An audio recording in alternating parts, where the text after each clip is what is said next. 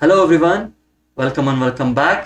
तो आज हम एक मार्केट एनालिसिस वीडियो करने वाले हैं। आज का डेट है 22 अक्टूबर 2023 संडे। तो हम बात करने वाले हैं कि नेक्स्ट वीक में कैसे बिहेव कर सकता है हमारा मार्केट।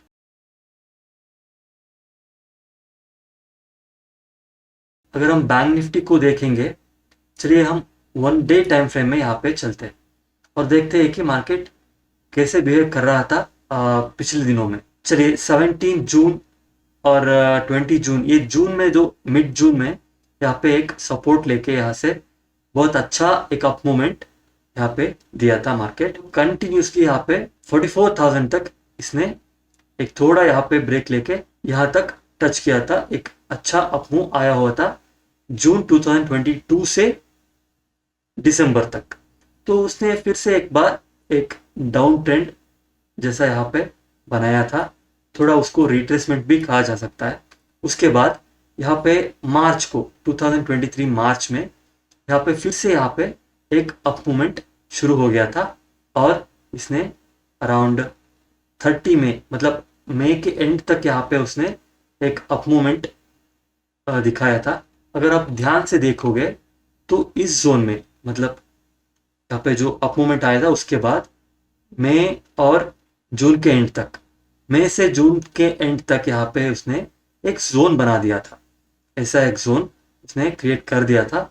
उसके बाद उसने जब यहाँ पे ब्रेकआउट दिया तो 46,360 यहाँ पे एक ऑल टाइम हाई लगाया था बैंक निफ्टी ने। आपको याद होगा यहाँ पे 21 जुलाई को बैंक निफ्टी ने ऑल टाइम हाई लगाया था 46,360 के अराउंड। तो अगर आप यहाँ पे ध्यान से देखोगे, एक कंसोलिडेशन जोन बना हुआ है। 43,600 के अराउंड यहाँ पे एक सपोर्ट बना हुआ है और 44,200 के अराउंड एक रेजिस्टेंस। उसको जब ब्रेक किया तो यहाँ पे all time high bank Nifty ने लगाया था। तो देखिए यहाँ पे 43,600 पे एक बहुत अच्छा सपोर्ट यहाँ पे बना हुआ है। ठीक है, उसका एक और कंफर्मेशन है, ऑल टाइम हाई लगाने के बाद उसने फिर से एक डाउन ट्रेंड शुरू किया और कहाँ से लिया सपोर्ट 43,600 के अराउंड। ठीक है, उसके बाद उसने यहाँ पे ब्रेक नहीं किया, फिर से एक बार हमारा जो ऑल टाइम हाई था बैंक निफ्टी का उसके पास आया, उसको ब्रेक नहीं किया, फिर से यहाँ पे एक डाउन ट्रेंड अभी चल रहा है। ठीक है, तो अभी मार्केट यहाँ पे उसी जोन में 43,600 के जोन में यहाँ पे आपको दिख रहा होगा। तो यहाँ पे आपको मैंने बता दिया है कि एक अच्छा सपोर्ट है। तो चलिए अब हम 1 आवर टाइम फ्रेम में आते हैं और यहाँ पे मैंने एक पैटर्न बना दिया है। ये हम कहेंगे हेड एंड शोल्डर पैटर्न, जो यूजुअली यहाँ पे ब्रेक कर देता है नीचे की साइड और एक ब्रेक डाउन आ जाता है। लेकिन मैं यहाँ पे अप मूवमेंट का एक्सपेक्ट क्यों कर रहा हूँ, उसके लिए एक कंफर्मेशन तो चाहिए होगा। तो मुझे यहाँ पे लग रहा है कि ये जो जोन बना हुआ है इसको ब्रेक करना इतना आसान नहीं है, क्योंकि इसने एक बार यहाँ पे ट्राई किया था, नहीं हुआ, फिर से ऊपर गया और यहाँ पे फिर से एक बार ये ट्राई कर रहा है। तो अगर आप लॉन्गर टाइम फ्रेम में देखोगे तो यहाँ पे एक एम पैटर्न भी बना हुआ है। अगर उसको भी ब्रेक कर देता है तो नीचे बहुत नीचे तक यहाँ पे कोई सपोर्ट, अच्छा सपोर्ट नहीं है। ठीक है, तो इसलिए मुझे लग रहा है, और एक और कंफर्मेशन भी यहाँ पे है जो मैं आगे बताने वाला हूँ, उसके हिसाब से मार्केट अब एक अप मूवमेंट या फिर एक स्पाइक यहाँ पे सपोर्ट लेके कर सकता है। सपोर्ट ऑलरेडी यहाँ पे कर चुका है जो हमें 5 मिनट्स टाइम फ्रेम में दिखे। तो देखिए यहाँ पे अराउंड 43,830 का एक लेवल है।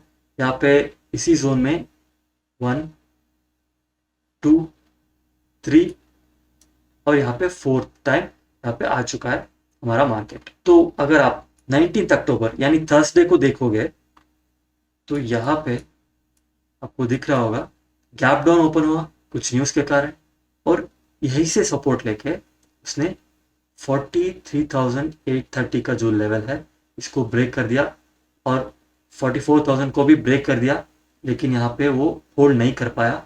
सेलर्स यहाँ पे उसको नीचे लेके आए। फिर फ्राइडे को यहाँ पे फिर से गैप डाउन ओपन हुआ, लेकिन यहाँ पे होल्ड नहीं कर पाया फिर यहाँ पे जोन बना के एक बार फिर से 43,830 का जो लेवल था उसको ब्रेक कर दिया, लेकिन होल्ड नहीं कर पाया। सेलर्स फिर से उसको इसी जोन में लेके आ गए। तो यहाँ पे देखिए बायर्स ने बहुत कोशिश की थी, लेकिन सेलर्स स्ट्रांग थे, नीचे आ गया। बायर्स एक बार फिर यहाँ पे ट्राई किया, लेकिन नीचे आ गया। सेलर्स यहाँ पे अभी भी स्ट्रांग है। तो मंडे को या फिर वेंसडे को, क्योंकि ट्यूसडे तो ऑफ है, तो मंडे और वेंसडे को अगर फिर से यहाँ पे बायर्स ने एक बार कोशिश किया कि इसको ब्रेक कर दे, अगर इसको होल्ड करने में कामयाब हो गए तो आपको यहाँ पे अराउंड 500 to 600 पॉइंट्स का यहाँ पे आपको मूवमेंट मिल सकता है, जो है यहाँ से यहाँ तक 44,400 का जो लेवल है यहाँ पे, यहाँ तक मार्केट आ सकता है। क्योंकि देखिए बायर्स ने 2 बार यहाँ पे ट्राई किया है, अगर तीसरी बार यहाँ पे या चौथी बार यहाँ पे ट्राई करेंगे तो ज़रूर उसको होल्ड करने में कामयाब हो जाएंगे। सेलर्स यहाँ पे हार मान जाएंगे। ठीक है, ये एक कंफर्मेशन है। दूसरा ये है कि अगर हम निफ्टी को देखेंगे वन डे टाइम फ्रेम में, देखिए यहाँ पे निफ्टी कहीं पे भी ब्रेकडाउन के आसपास भी नहीं है। ठीक है, यहाँ पे एक सपोर्ट है, उसके पास भी नहीं है। तो अगर 5 मिनट टाइम फ्रेम में बैंक निफ्टी और निफ्टी सिंक में नहीं है तो कोई बात नहीं है, ऐसा हो जाता है। लेकिन वन डे टाइम फ्रेम में ऐसा कभी नहीं होता है कि मार्केट नीचे आ रहा है निफ्टी में और बैंक निफ्टी ऊपर जा रहा है, या फिर बैंक निफ्टी नीचे और निफ्टी ऊपर, ऐसा कभी भी नहीं होता।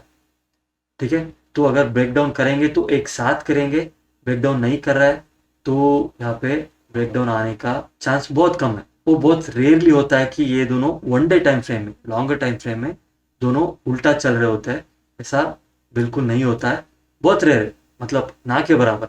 ये एक अनदर कंफर्मेशन है। तो मुझे लग रहा है कि यहाँ पे मार्केट एक अच्छा अप मोमेंट दे सकता है और हम बायर्स जो है, ऑप्शन बायर्स रेडी रहेंगे और यहाँ पे हम एक अच्छा प्रॉफिट बनाएंगे।